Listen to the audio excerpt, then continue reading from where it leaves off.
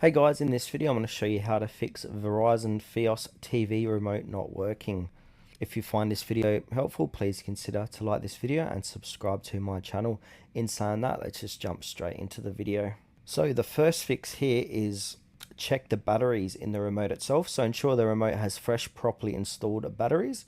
If the remote has a motion activity activator light, try removing and reinserting the batteries to reset the sensor. Fix number 2 is to power cycle the Fios TV box. So unplug the Fios TV box from the power source and wait at least 30 seconds and then plug it back in. This can help reset the system and resolve minor glitches. And then fix number 3 is repair the remote. So if you're using a Fios TV voice remote, you may need to repair it with your Fios TV 1 box. Press and hold the play button, which is located near the top here. So you need to click on this button here, the play and pause, and the 0 button at the same time simultaneously. And now once you do that, a blue light should flash, then release the buttons. Then from there, the remote should pair automatically.